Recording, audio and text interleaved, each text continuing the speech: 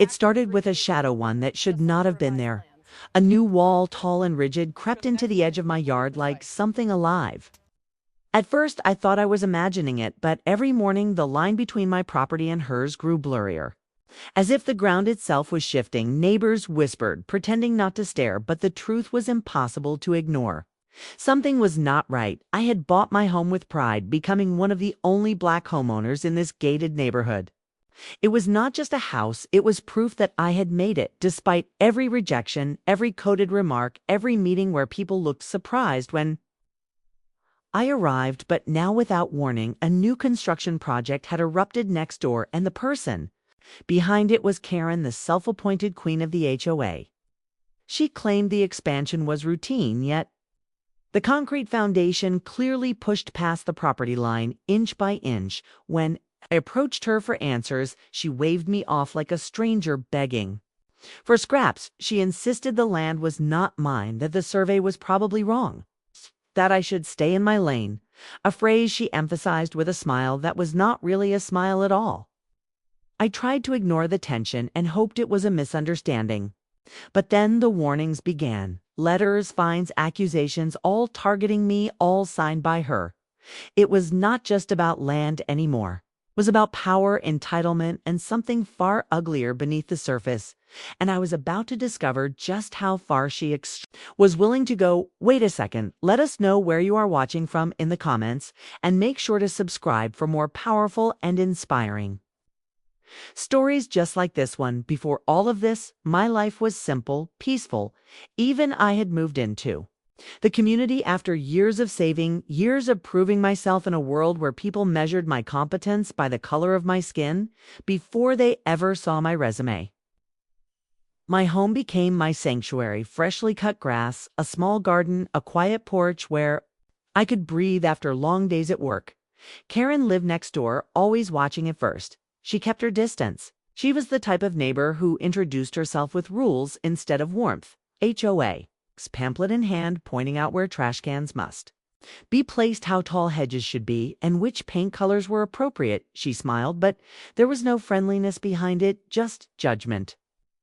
Still, I followed every guideline. I kept things tidy. I minded my business, but even then, I could feel the undercurrent: the way she stared a second too long when my family visited, the way her friends lowered their voices when I passed, the way the neighborhood newsletter subtly emphasized phrases like maintaining community standards. Months passed, and construction equipment appeared in Karen's driveway.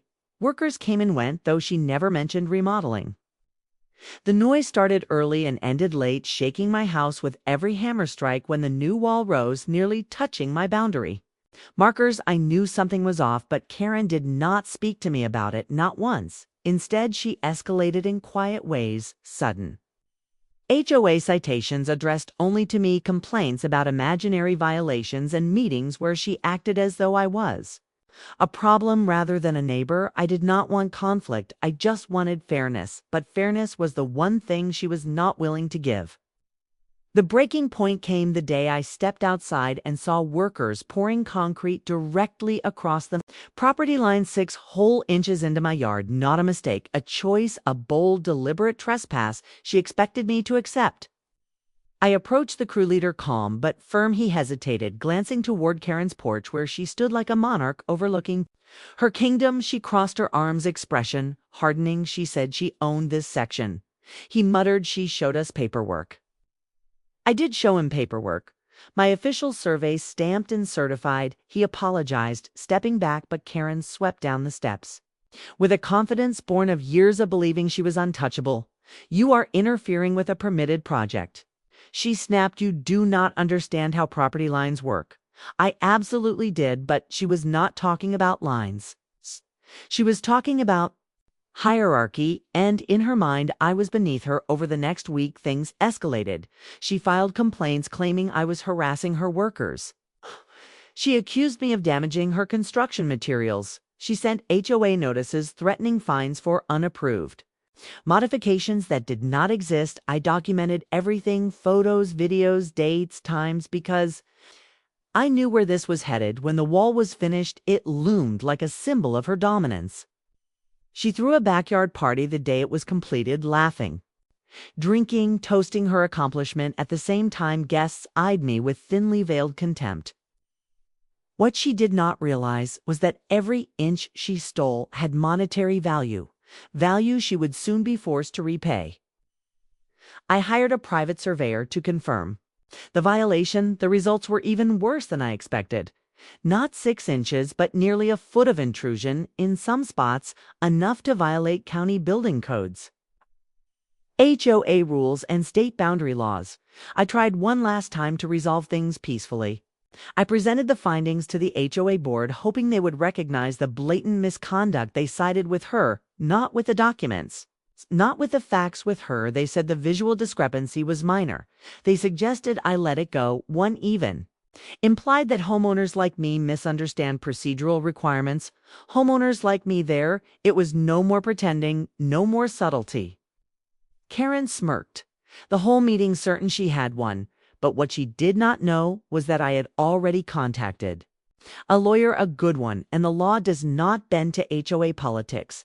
The lawsuit launched like a lightning strike: boundary encroachment, property devaluation, structural violation, hostile environment, and when my attorney discovered she had altered the submitted plans to hide the encroachment, everything changed.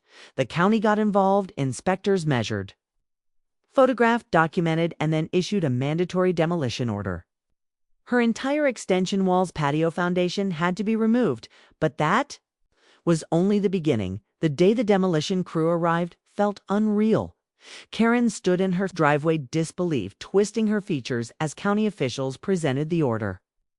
She tried to argue, waving her arms, insisting this was a misunderstanding, insisting I had fabricated the entire ordeal, but the evidence was overwhelming. The falsified documents, the ignored complaints, the encroaching structure undeniably on my land. Neighbors watched from behind curtains as machines tore into her pristine wall bricks, shattered, dust filled the air. Everything she had built, everything she believed she controlled, crumbled before her eyes. But the collapse was not just physical. Her insurance refused to cover the damages the HOA distanced itself, claiming it had acted on incomplete information. Legal fees mounted, then multiplied.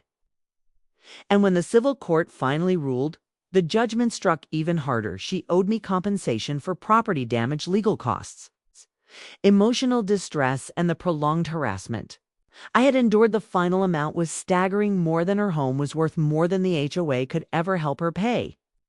Millions, money she did not have, all because she believed she could take what was not hers, shielded by arrogance and prejudice. She glared at me one last time, her eyes burning with resentment, yet underneath the hatred was something else: fear. Because for the first time she was facing consequences she could not outrun, and I stood there silent, watching everything she had, weaponized, now turn against her. In the weeks that followed, the neighborhood changed. The whispers quieted, the stares softened. People who once avoided me now nodded respectfully as I walked by. Fair weather kindness, perhaps, but a shift nonetheless. Karen eventually moved out, unable to bear the weight of the judgment or the financial ruin that followed. Her home sat empty for months, a reminder of how quickly entitlement can corrode a foundation.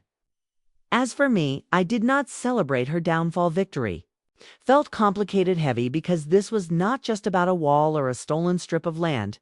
It was about the deeper lines, unseen but powerful, that people like Karen draw everyday lines of superiority, lines of exclusion, lines built on the belief that rules do not apply equally to everyone. My case made headlines, sparking conversations far beyond our community. People wrote to me, sharing their own experiences with prejudice disguised as procedure, with racism wrapped in professionalism, with neighbors who weaponized authority the moment they felt threatened by someone different. And that is when I realized this story was not mine alone. It was part of a much larger fight, a fight for fairness, for dignity, for the right to exist without having to prove your worth over and over again. So I ask you, if a single wall can reveal this much injustice beneath the surface, how many other invisible walls still stand in our communities? And more importantly, which ones are we finally ready to tear down? Let me know which country and city you are watching from. Take care.